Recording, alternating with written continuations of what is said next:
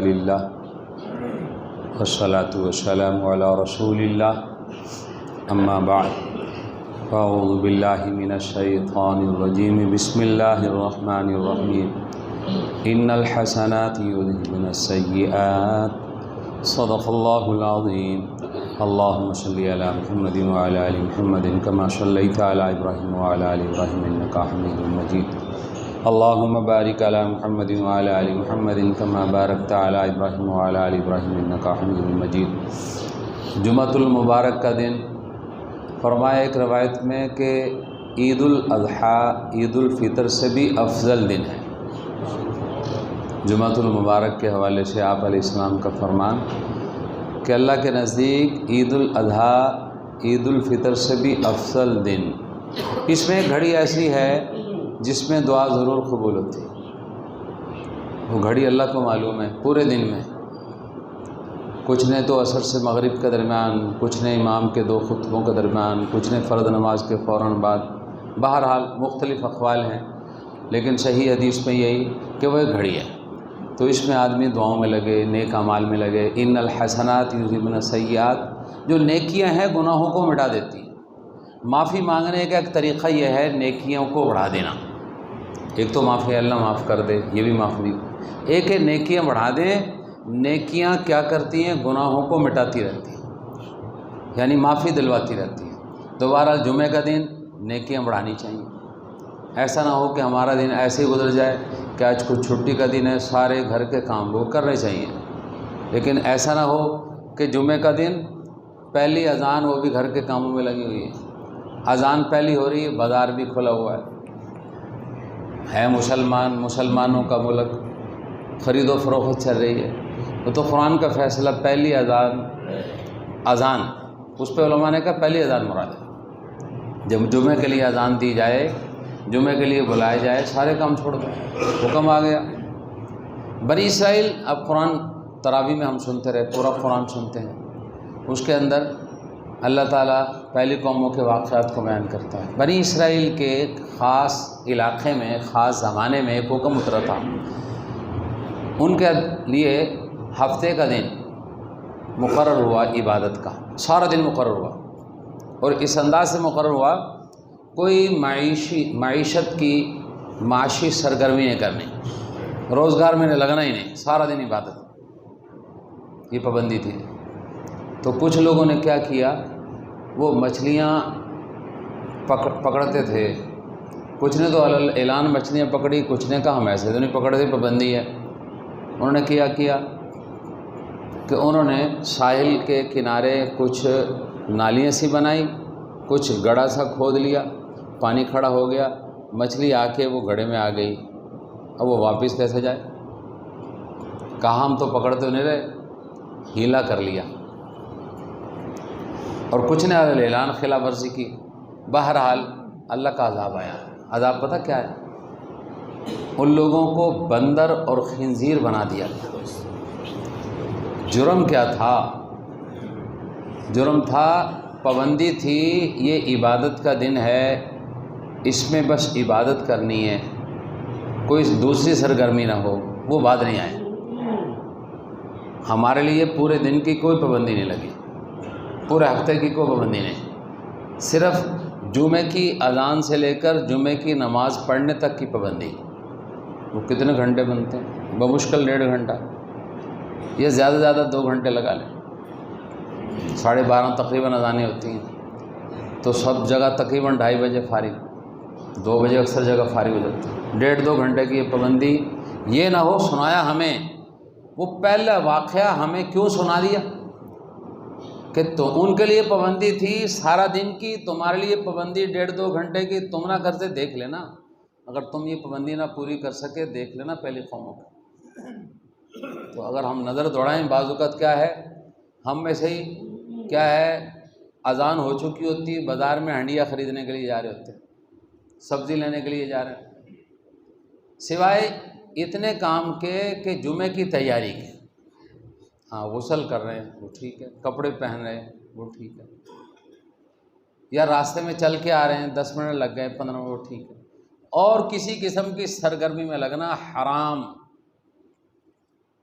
اور جمہور علماء نے پہلی اذان کو کہا ہے، دوسری اذان میں تو رہ کیا جائے گا، دوسری اذان وہ تو اس کے فوراً بعد تو جماعت کھڑی ہو جائے گی، تو پہلی اذان، ایک تو ہم جتنے بیٹھے ہیں اہتمام، جمعہ کی اہمیت ہمارے ہاں بہت کم ہے، باقی دنیا کے ہاں دیکھا ہے کہ پہلی اذان سے پہلے مسجدوں میں کوئی تلاوت کر رہا ہے سورہ کہف کی تلاوت، فرمایا جمعہ کے دن سورہ کہف کی جو تلاوت کرے گا 8 دن تک ہر فتنے سے محفوظ رہے گا، اور اگر دجال آ گیا اس کے فتنے سے بھی محفوظ رہے گا۔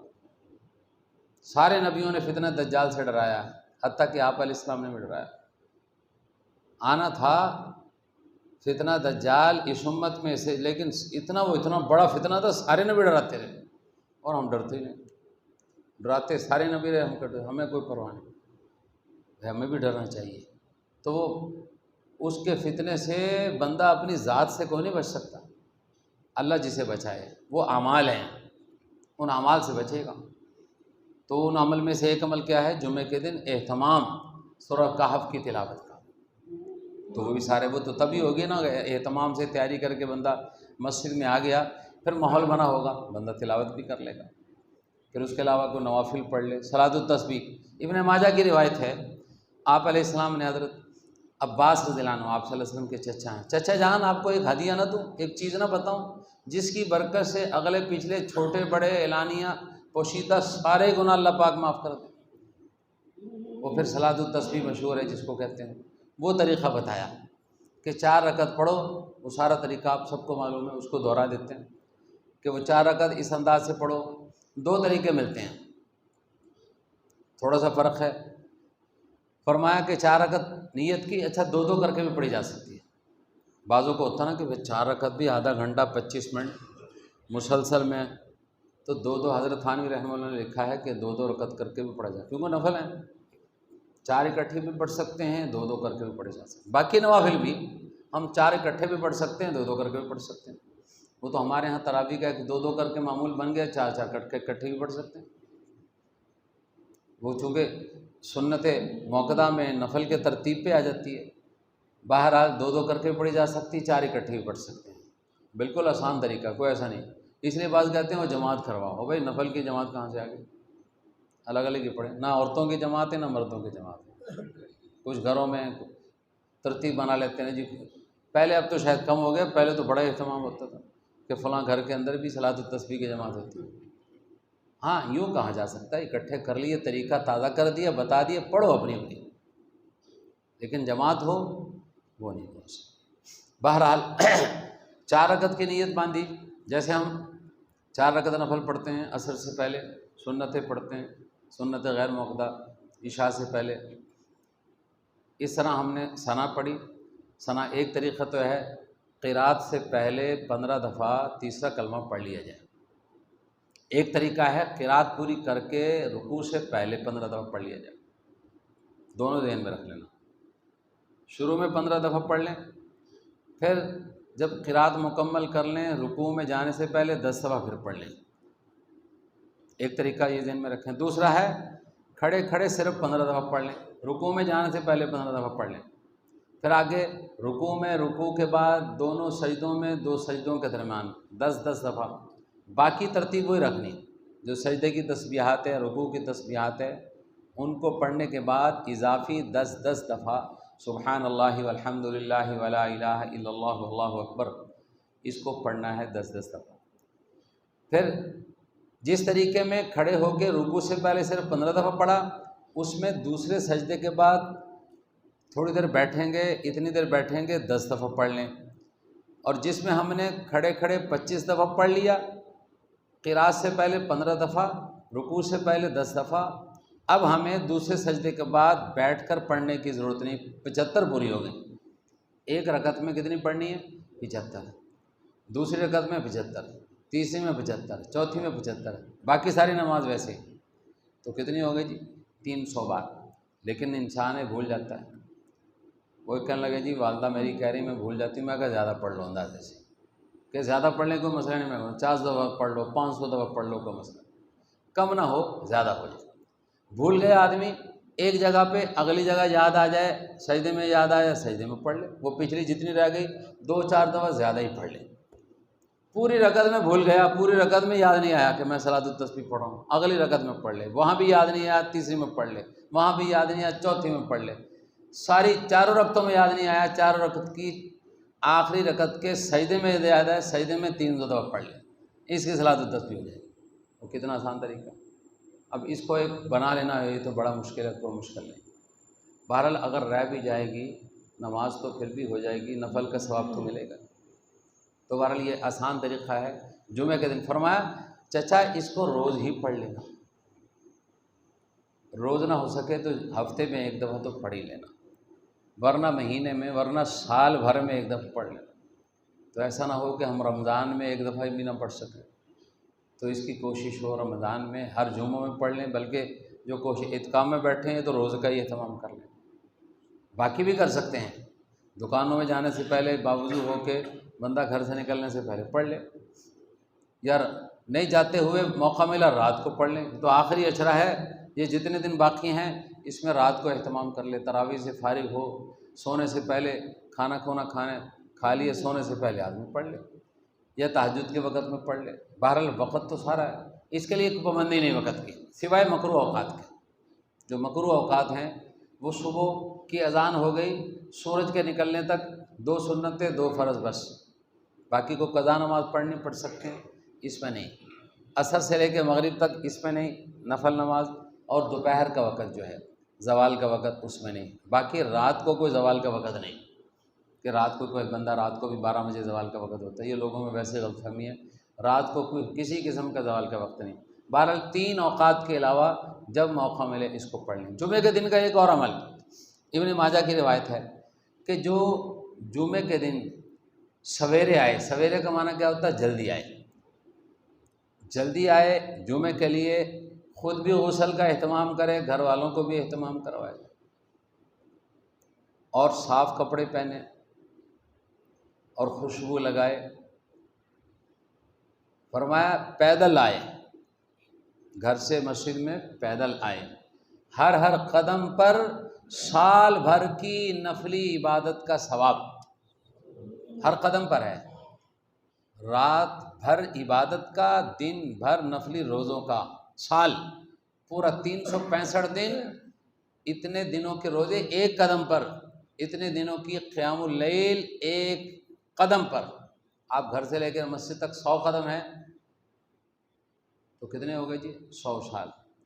500 قدم ہیں، صحابہ و تابعین میں ملتا ہے شوق میں قدم چھوٹے چھوٹے کر لیتے تھے، اللہ کے خزانے میں کوئی نہیں، اللہ کے چھوٹے قدم لگا کے مسجد میں آتے تھے۔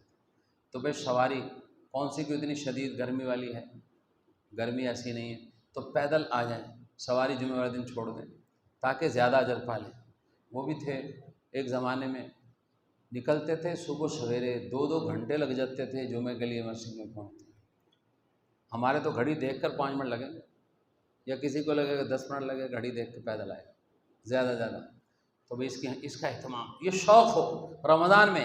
ایک حدیث میں کہ رمضان جس کو ملا اور وہ اپنے گناہوں کی بخشش نہ کروا لے، اتنی رحمت اللہ کی عام ہے، تھوڑے تھوڑے عمل کریں اس کی وجہ سے بخشش ہو رہی، اور یہ کم بخت اپنی بخشش نہ کروا لے، آپ علیہ السلام نے فرمایا برباد ہو جائے، ہلاک ہو جائے ایسا شخص۔ اللہ کی اتنی رحمت عام تو بھائی کتنے دن باقی ہیں، اس کی ہم کوشش کریں۔ ہو سکتا ہے آج کا جمعہ شاید آخری جمعہ ہو، اگلا جمعہ میں مل سکتا ہے، اگر 30 روزے ہوئے 29 ہوئے تو آخری ہے۔ تو اس کا اہتمام خود بھی کریں، گھر والوں کو کریں، بچوں کو بھی اہتمام کے اہتمام سے، اور نیت یہ کریں پورا سال ہم اہتمام کریں گے جمعہ کا، کہ مساجد کے رونق کو آباد کریں گے، کہ پہلے ہی جمعے کے دن مسجدیں بھری ہوں، اللہ کو دکھائیں کہ افضل دن۔ ابن ماجہ کی روایت میں دیکھ لینا کہ فرمایا عید الفطر عید الاضحیٰ کے دن سے بھی افضل، زیادہ پسندیدہ دن جمعے کا، سردار دن ہے، چونکہ اس دن حضرت آدم علیہ السلام کو پیدا کیا گیا، اس دن حضرت آدم علیہ السلام دنیا پر اتارے گئے، اور اس دن ساری مخلوق سوائے انسان کے، سوائے جنات کے، سارے ڈرتے ہیں سورج نکلنے سے پہلے شاید آج قیامت کا دن نہ ہو، قیامت آئے گی جمعہ کا دن ہوگا۔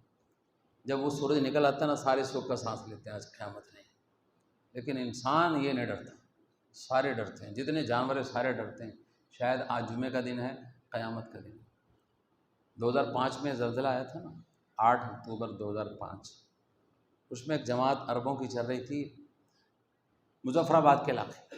وہ جو زلزلہ آپ کو یاد ہوگا وہ ایسا تھا، گرد ہی گرد، پہاڑی علاقے میں زیادہ اس کے اثرات پڑتے ہیں۔ کچھ پہاڑ ایسے ٹوٹے، ایسے پھٹے، گر کچھ بھی نظر نہیں آ رہا تھا۔ وہ کہتے جا سا قیامت آ گئی۔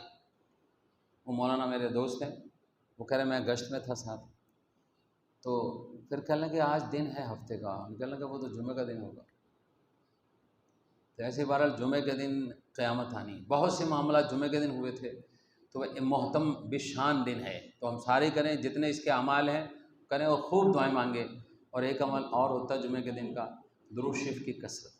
آپ علیہ السلام نے فرمایا جمعے کے دن درود شریف کی کثرت کرو۔ علماء نے لکھا ہے کثرت کا مطلب کم از کم 300 بار، کم از کم 300 بار، وغیرہ 500 دفعہ، 1000 دفعہ، 2000 دفعہ۔